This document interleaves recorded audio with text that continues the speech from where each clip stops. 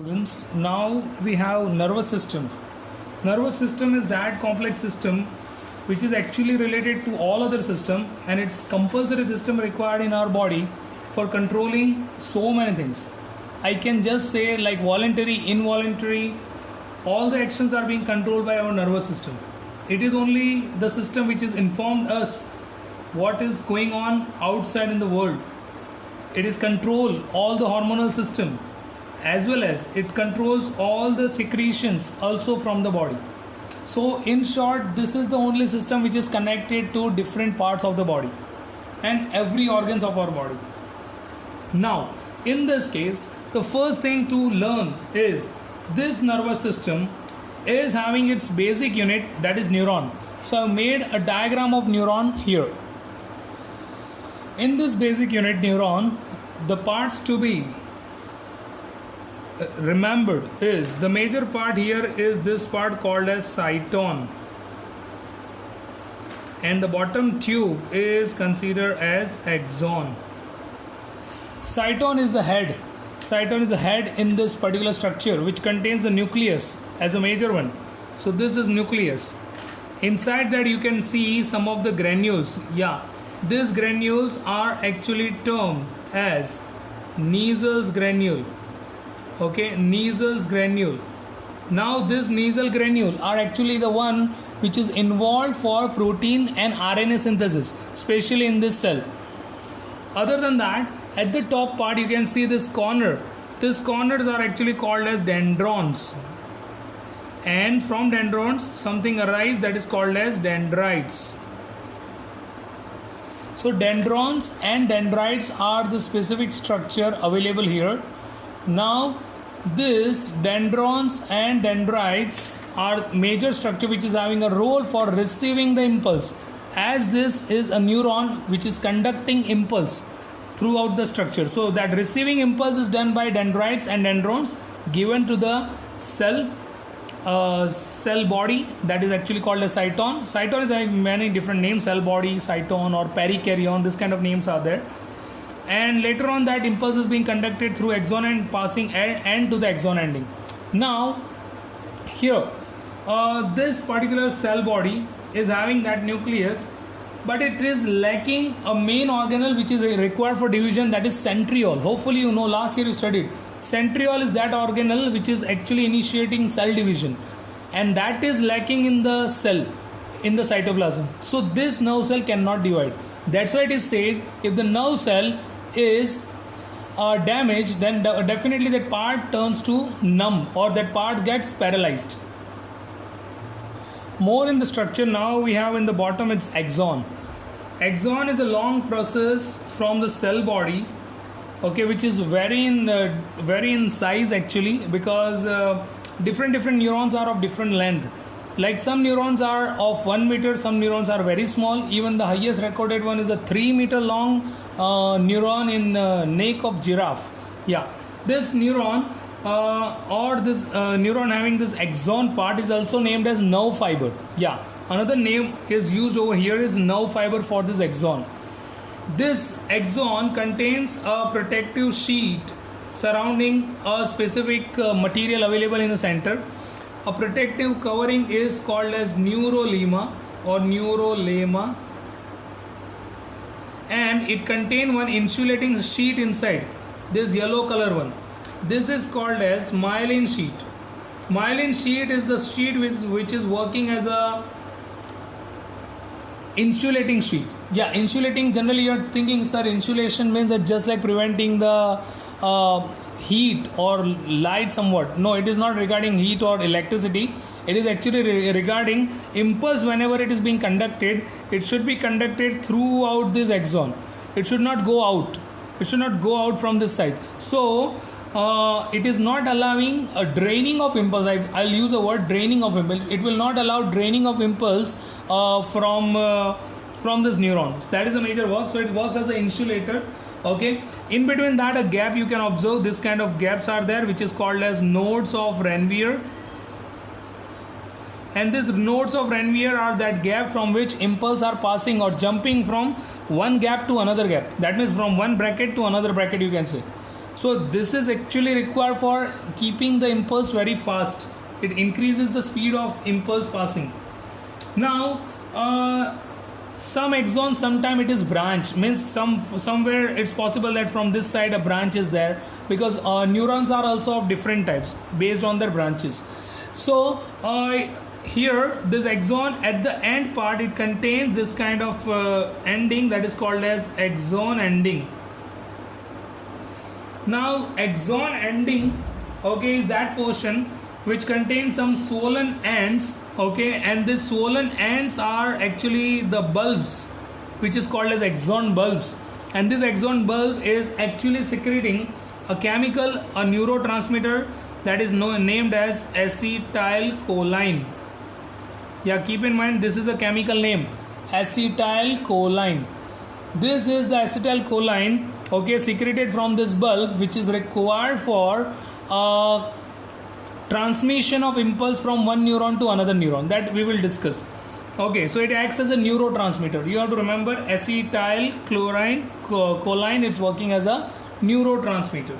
Okay, and one important thing, two neurons are placed in this way where axon ending of one neuron is nearer to the dendrites of another neuron, and there is a gap in between. A gap in between is actually termed as synaptic cleft. So it's a synaptic cleft in between where the processes occur called as synapses, or a conduction of impulse, where the impulse will jump from this area to this area. That means from axon ending to dendrites. Now you are thinking, sir, gap is there, then how it is being passed? For that, in between a neurotransmitter is secreted, and just now I told you neurotransmitter that is named as acetylcholine. This acetylcholine favors the conduction of impulse from one axon ending to the dendrites of another neuron. Okay, so this acetylcholine, with the help of that acetylcholine, impulse will take a jump from one side to another side. That is, it's jumping from axon ending, then to chemical, and then chemical to dendrites. So it is somewhat called as jumping of impulses, okay, by keeping a support of that acetylcholine. That's why it is termed as neurotransmitter.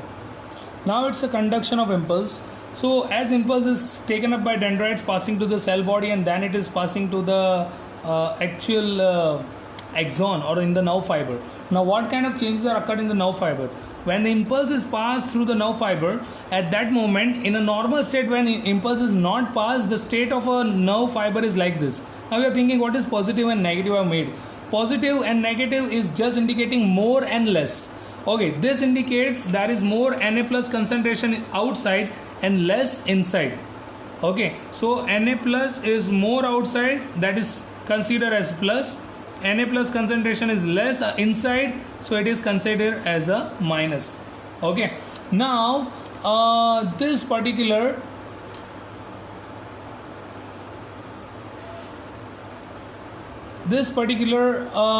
conduction over there, first I am just going to pass impulse from this much area. As impulse is passed, this wall of nerve fiber, its permeability is increased.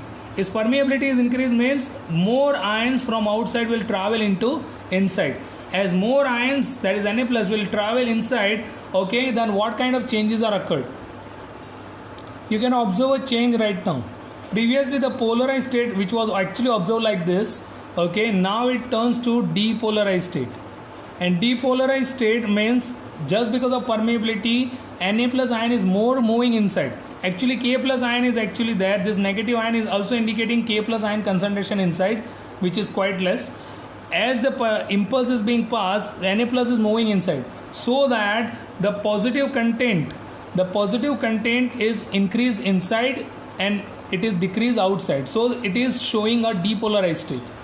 Okay, now as it is passed from this much section to the next section, that means in this area, it will make this area also depolarized. You can observe that depolarized state in the next section also. But as the impulse already crossed this area and came to next area, it will make the previous area repolarize. That means like this. Okay, this area again turns to polarized one. it again turns to polarized, so the word is used repolarized for it. So conduction of impulse is depolarization followed by repolarization.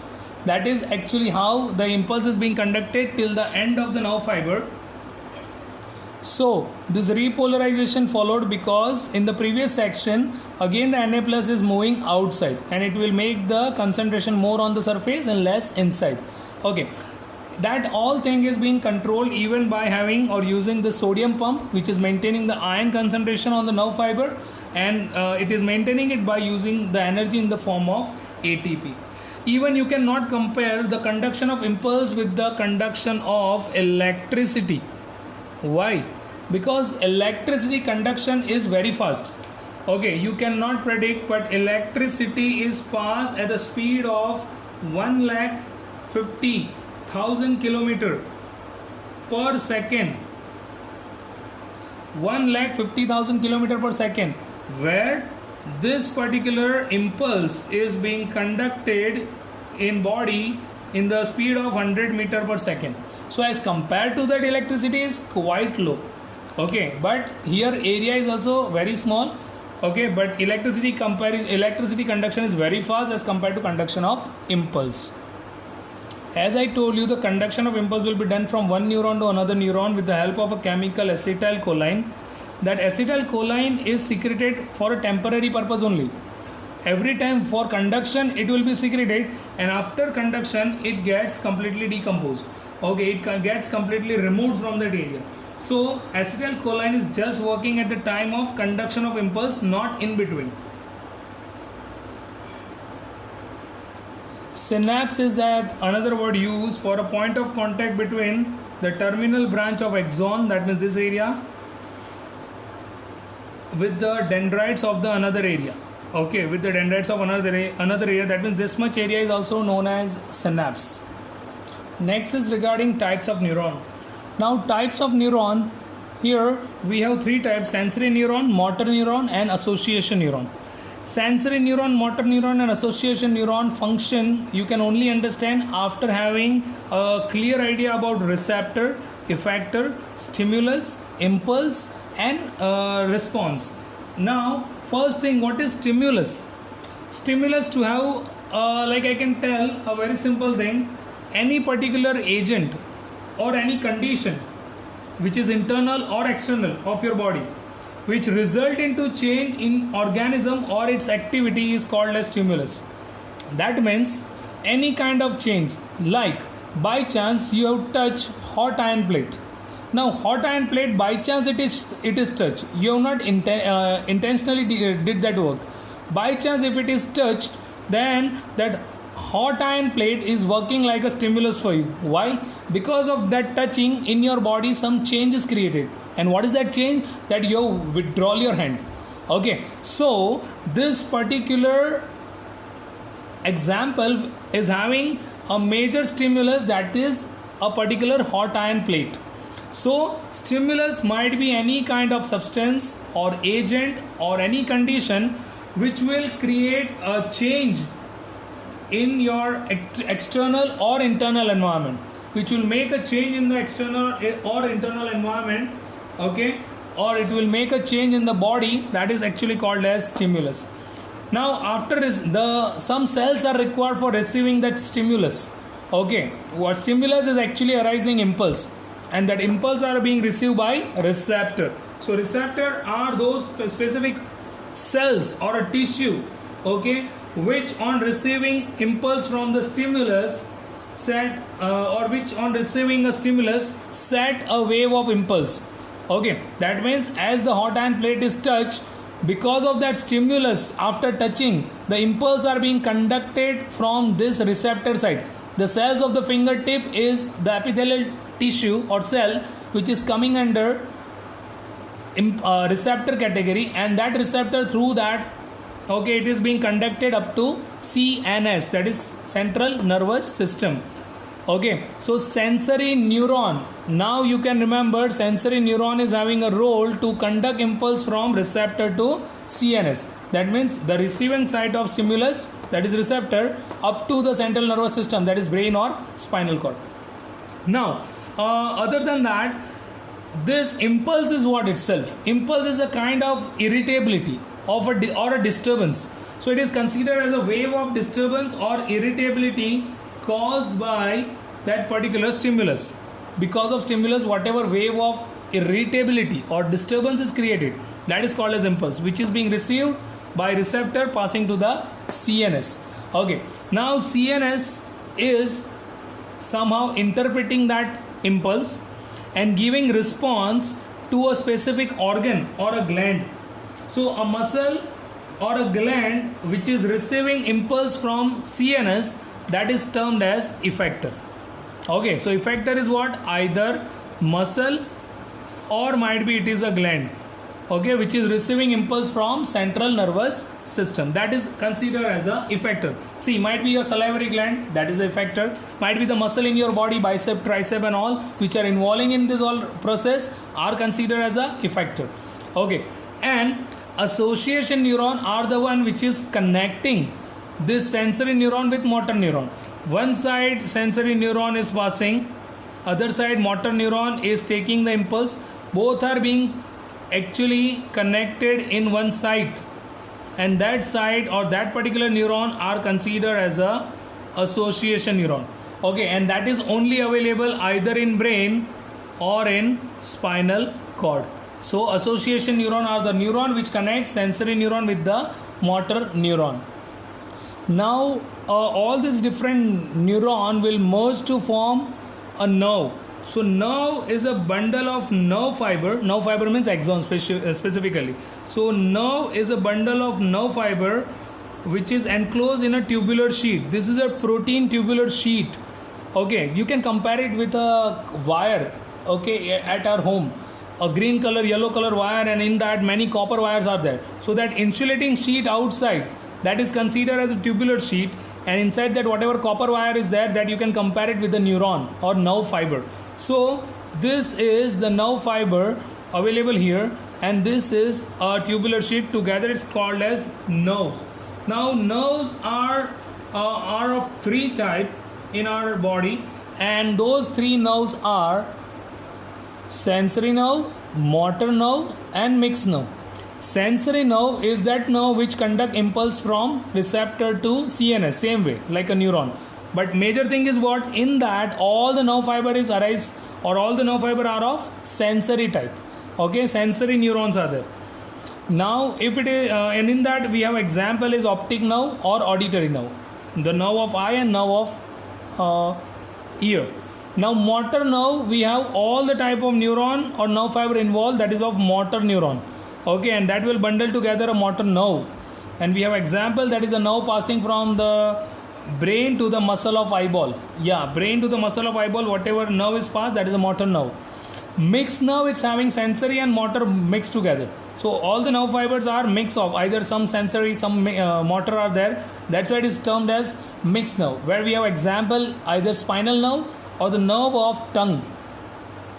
Now it's time for having a major division in the nervous system. The nervous system categorized into major part, that is the central nervous system and peripheral nervous system. Central nervous system contains the main two part, brain and the spinal cord, which are the major part of the body for controlling everything. And the peripheral nervous system, it's a type of different nerves involved over there which is helping the central nervous system. Now in central nervous system, the first part we are going to study, that is brain. Now in brain, the first thing, the major portion in the body which is controlling most of the activity of a body, that is the brain.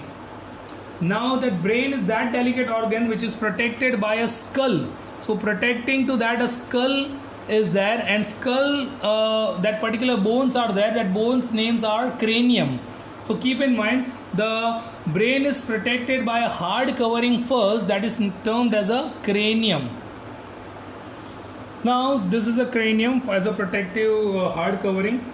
Now other than that, in the covering we have three more layers, that is called as meninges together. In that the first one is dura mater. Dura mater is that particular layer which is somewhat tough fibrous membrane structure which is providing hardness and protecting the brain. Now second most layer is arachnoid, and that particular arachnoid is a particular layer which is web cushion like structure.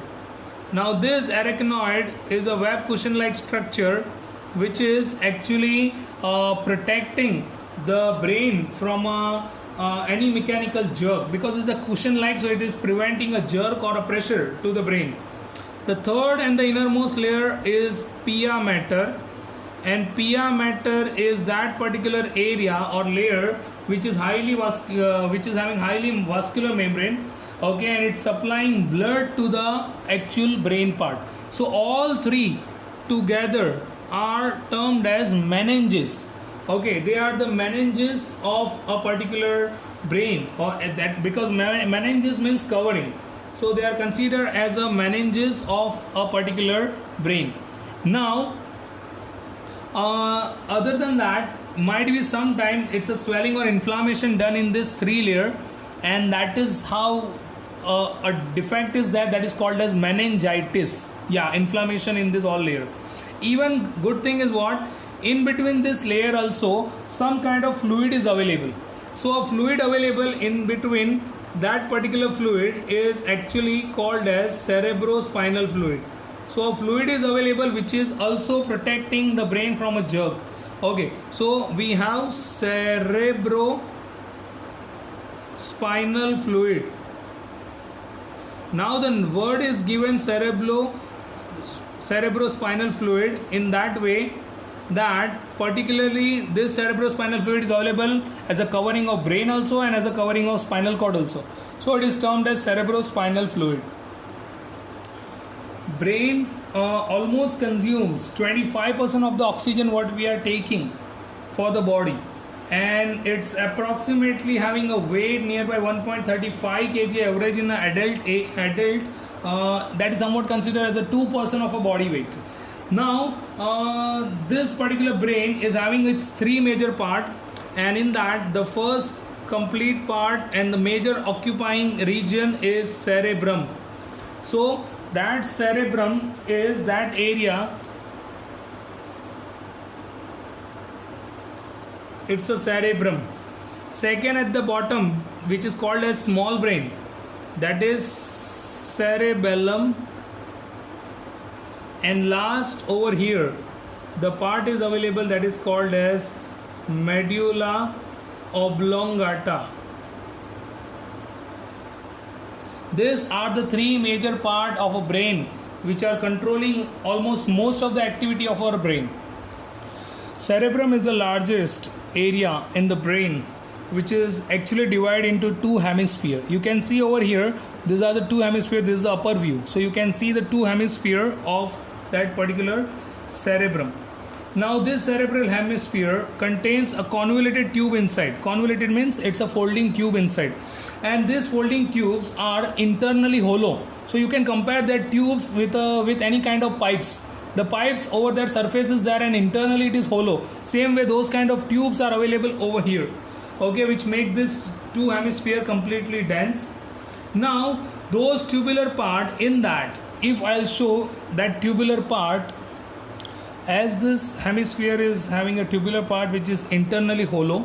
Now in that hollow part, majorly on the surface in the neuron, the gray matter is available outside and white matter is available inside. You know, gray matter is a cyton part and white matter is the axon part of that nerve cell. So all the cyton is on the surface, that is considered as a gray matter, and all white part, that is a myelin sheet, is white, because of that axon is white. So all axons are, or the nerve fiber is available inside. So arrangement is somewhat looking like this, okay, where the gray matter, you can consider this is gray and this is white, okay, you can consider like this is gray and this is white. So gray matter is inside and white matter, gray matter is outside and white matter inside. This is the arrangement available in a particular cerebrum or in cerebellum also.